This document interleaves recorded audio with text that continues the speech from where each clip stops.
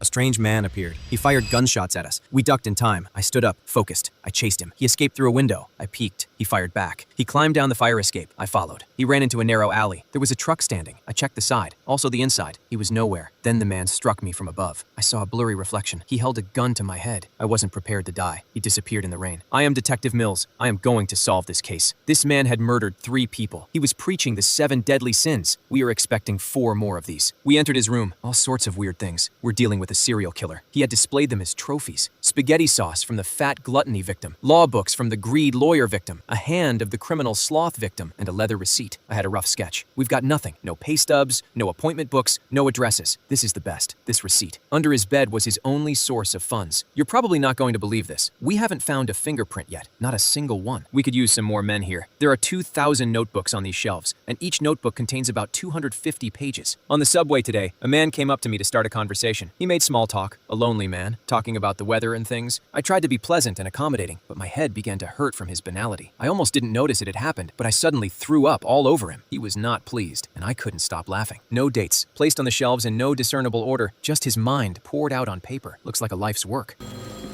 I chased the sound. Hello? I admire you. I don't know how you found me, but imagine my surprise. I respect you law enforcement agents more every day. I'll be readjusting my schedule in light of today's little setback. I just had to call and express my admiration. Sorry I had to hurt one of you, but I didn't really have a choice, did I? You will accept my apology, won't you? I feel like saying more, but I don't want to ruin the surprise.